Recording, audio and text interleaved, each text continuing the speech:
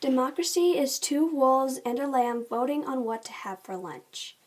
Liberty is a well-armed lamb contesting the vote. Benjamin Franklin. Hey guys, Addie Antics is back here with another video, and I'm going to be talking about monarchy, or monarch. And I am not talking about this type of monarch. I'm talking about this type of monarch. A monarch is when a king or queen leads the government. And there are two types of monarchy: absolute and constitutional monarchy. An absolute monarchy is when a monarch that has absolute power. So like all power and yeah. Constitutional monarch is excuse me, is a government that has a monarch but has sovereignty over the monarch and the state. So basically what it's saying is that I don't like it because the rulers would be the heir to the family line. So we all know that Queen Elizabeth is ruling, and when she dies, her son will take her place as king. And then if her son either has a daughter or son, and when he dies, they will be king or queen, and it'll just keep getting passed down. And that is a monarchy. But we are a democratic and republic government. Democracy is a government of people who take part in passing laws and perform other aspects in government. So basically, you can,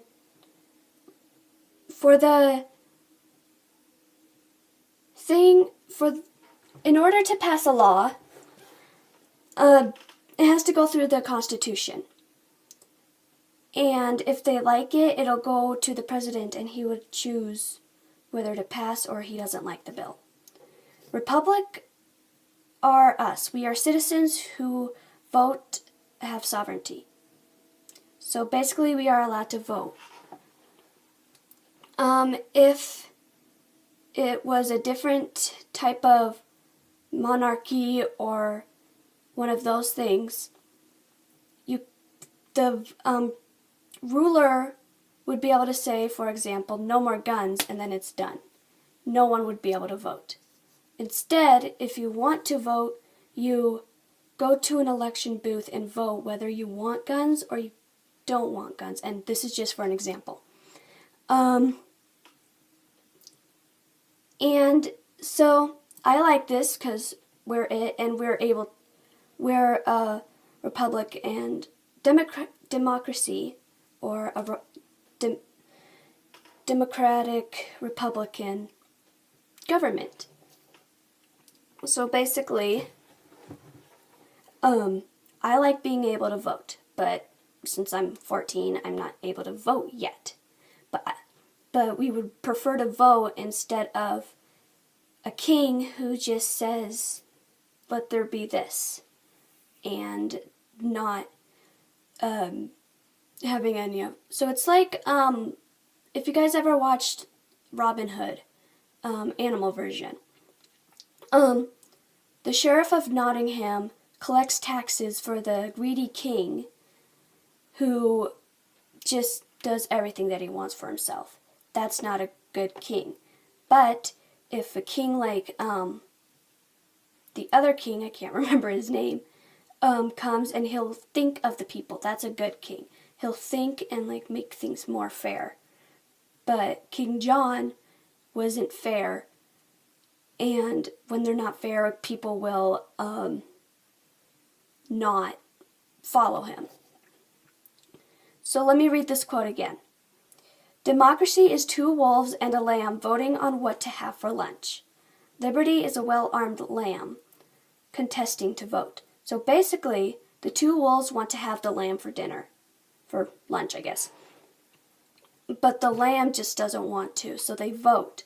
The well-armed lamb will pass the vote because he doesn't want to be eaten by the wolves, even though the wolves doesn't like it. So basically, if you want to vote whether or not another person doesn't like it, it doesn't matter. It's your opinion or all that. I have another quote from the famous Alexander Hamilton. We are a republican government. Real liberty is never found in despotism or in the extremes of democracy. So basically what he's saying is that everything's fair. Kind of. So we choose who we want as either president, or when you live in a state, you get a representative, senate, and all those. And those important people will write laws or go to Washington, D.C., which is where the main people are and where the president is. So sometimes, like, I'm from Montana, so our representative is Representative Custer, and our senator is Senator Acne, I think. Yeah.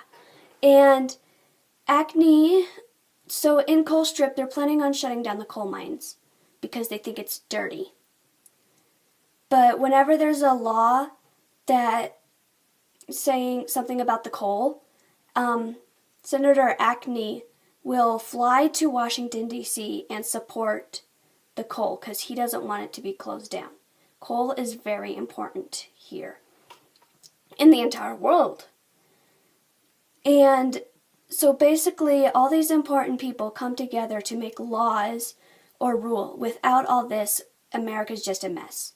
If you don't know what I mean, there is a book called My Dear Hamilton.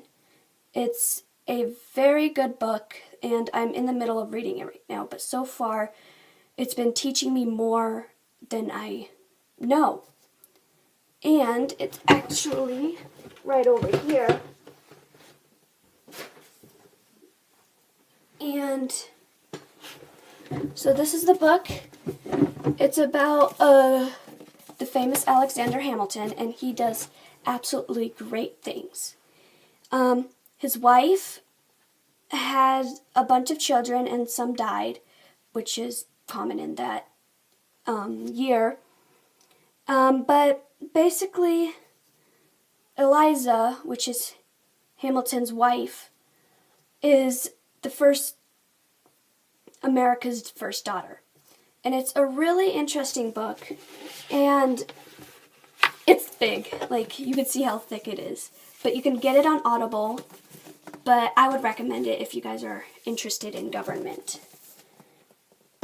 But that's it. And if you guys, I'm done with this, but if you guys are interested in saving our plant or our ecosystem, this shirt is from Montana Conservation Corps, or MCC. It's a group where we go out and either pick weeds or fix trails and all those. And it's really fun. And there's a high school and a middle school. And then if you're like Native American, there's a Grand Teton tribal expedition.